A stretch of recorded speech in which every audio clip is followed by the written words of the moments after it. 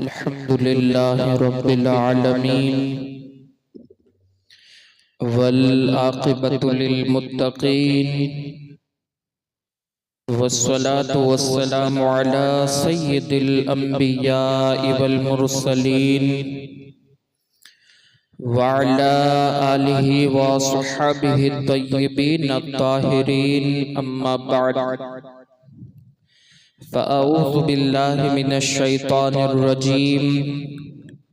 بسم اللہ الرحمن الرحیم قال النبی صلی اللہ تعالی علیہ وسلم رجب شہر اللہ وشعبان شہری ورمضان شہر امتی صدق رسول اللہ صلی اللہ تعالی علیہ وسلم۔ حاضرین مسجد و سامعین محترم، السلام علیکم ورحمۃ اللہ وبرکاتہ۔ پڑھیے الصلاۃ والسلام علیک یا رسول اللہ، الصلاۃ والسلام علیک یا حبیب اللہ، الصلاۃ والسلام علیک یا نبی اللہ، وعلی آلک واصحابک یا نور اللہ، صلی اللہ تعالی علیہ وسلم۔ میرے پیارے آقا صلی اللہ تعالی علیہ وسلم کے پیارے دیوانوں، اللہ رب العزت کا کتنا بے پناہ کروڑوں احسان ہے کہ ابھی ایک بہت بڑی شب گزشتہ مہینے کے اندر اللہ نے اپنے بندوں کے لیے عطا فرمائی، جسے ہم اور آپ شب معراج کہتے ہیں۔ اور ابھی یہ رات گزری ہی تھی کہ اللہ تبارک و تعالی نے ایک ایسا عظیم اور بابرکت مہینہ عطا فرمایا۔ یہ اللہ کا کیسا نظام ہے، بلکہ یہ کہوں کہ اس امت پر اللہ تبارک و تعالی کا بہت خاص کرم ہے کہ اللہ اپنے بندوں پر ہر آن ہر لمحہ رحمت اور برکت کی بارشیں نازل فرماتا رہتا ہے۔ کبھی بڑی رات کے ذریعے اللہ تبارک و تعالی اپنی امت اپنے بندوں کو جو ہے وہ بخشش کا پروانہ عطا فرماتا ہے، کبھی بڑے دن کے ذریعے اللہ تبارک و تعالی بندوں کو بخشش کا پروانہ عطا فرماتا ہے۔ اس طریقے سے اللہ تبارک و تعالی اپنے محبوب صلی اللہ علیہ وسلم کی امت پر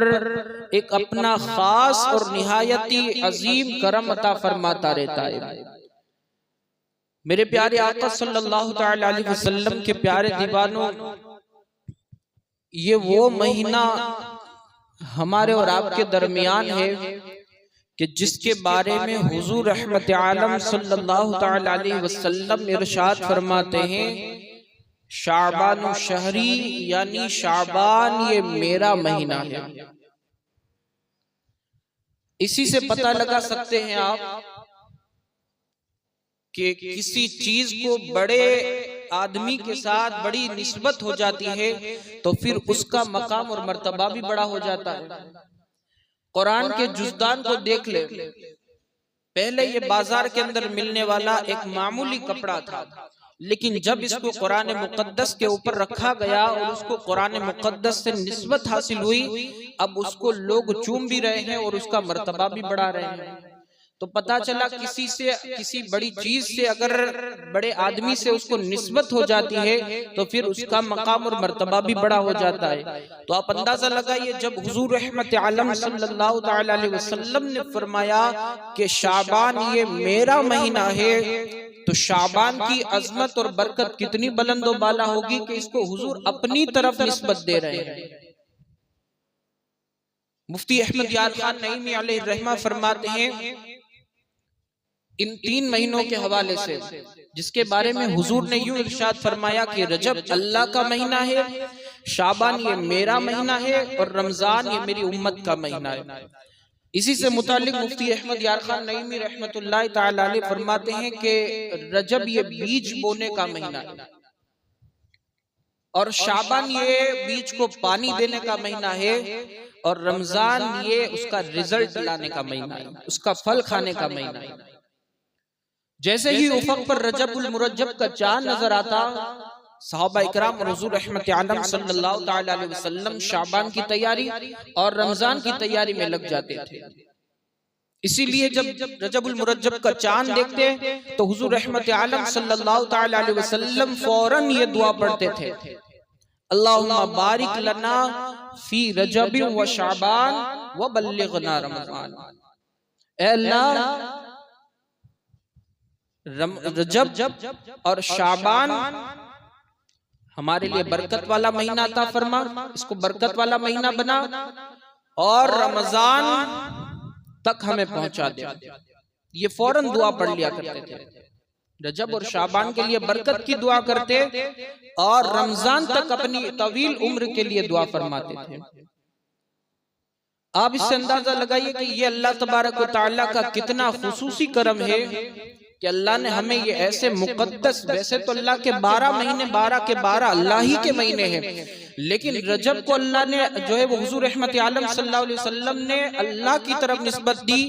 اور شعبان کو اپنی طرف نسبت دے کر کے فرما دیا کہ شعبان یہ میرا مہینہ ہے۔ اور میں آپ کو بتاؤں حضور رحمت عالم صلی اللہ تعالی علیہ وسلم اس مہینے کے اندر خاص روزوں کا اہتمام کیا کرتے تھے۔ حضرت ام المؤمنین حضرت عائشہ صدیقہ رضی اللہ تعالی عنہ ارشاد فرماتی ہیں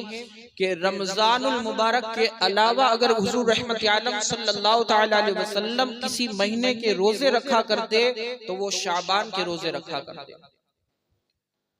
ہمارے یہاں بہت سارے لوگ رجب، شعبان اور رمضان 3 مہینے کے روزے رکھتے ہیں، لیکن حضور رحمت عالم صلی اللہ تعالی علیہ وسلم نے اس مہینے کے اندر مسلسل روزے نہیں رکھے، بلکہ کچھ روزوں کو ضائع بھی کیا ہے، کچھ روزوں کو چھوڑا بھی ہے۔ اس سے مراد یہ نہیں، میرے کہنے کا مقصد یہ نہ سمجھے کہ میں آپ کو انکار کر رہا ہوں کہ رجب، شعبان، رمضان 3 مہینے کے روزے نہ رکھے۔ اگر رکھتے ہیں تو نفلی کام ہے، ضرور رکھے، اس سے فائدہ ہی ہے، لیکن حضور رحمت عالم صلی اللہ علیہ وسلم کی یہ عادت مبارکہ تھی جس کو آپ کے سامنے جو ہے وہ پیش کرنا تھا کہ اس سے حضور اس مہینے کے اندر روزوں کا اہتمام ضرور کیا کرتے، کچھ روزوں کو ضائع بھی فرماتے ہیں اور کچھ روزوں کو رکھا کرتے تھے، لیکن اس حدیث پاک پر ضرور عمل کرنا چاہیے۔ حضور رحمت عالم صلی اللہ علیہ وسلم کے بارے میں فرمایا حضرت عائشہ صدیقہ نے کہ شعبان جو ہے وہ رمضان کے علاوہ اگر کسی کے روزے حضور زیادہ رکھتے تو اس مہینے کے روزے رکھا کرتے۔ تو یہ بہت ہی برکتوں کا مہینہ ہے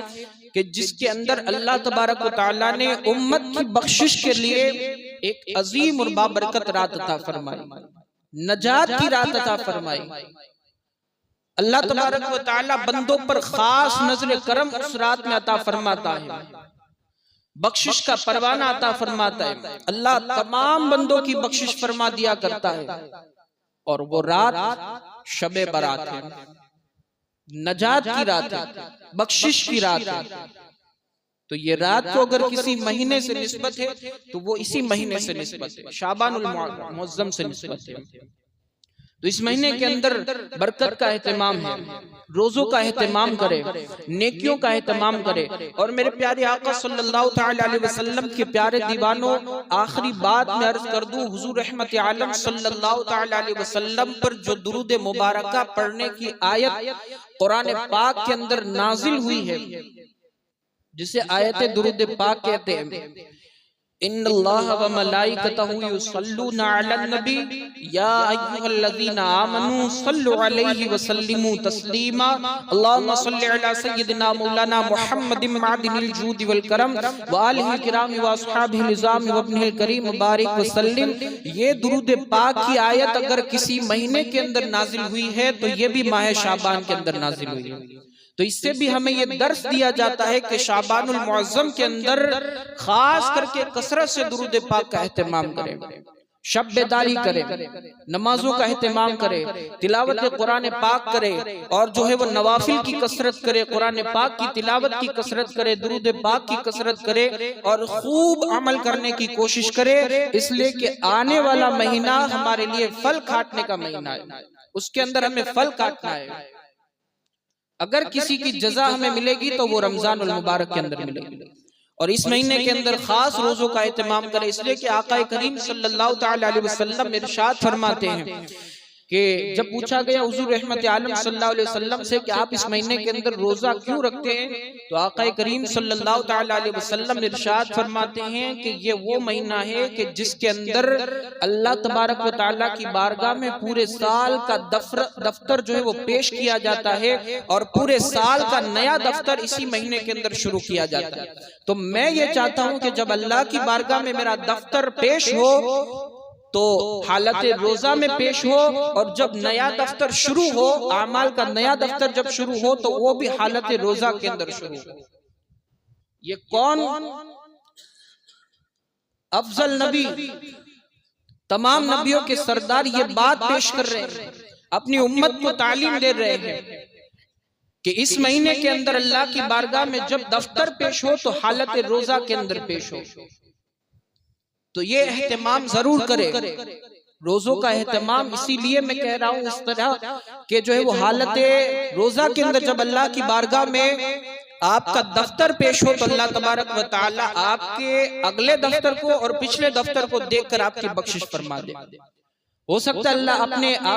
آگے اور جو ہے وہ پیچھے کے دفتر کو دیکھ کر بیچ کے گناہوں کو اللہ تعالی معاف فرما دے۔ تو کوشش کرے کہ جب ہمارا اللہ کی بارگاہ کے اندر اعمال کا دفتر پیش ہو تو روزے کی حالت میں پیش ہو، اور جب نیا دفتر شروع ہو تو اللہ کی بارگاہ کے اندر حالت روزہ میں جو ہے وہ ہمارا نیا دفتر پیش ہو۔ تو اسی لیے اس مہینے کے اندر نوافل کی کثرت کرے، قرآن پاک کی کثرت کرے،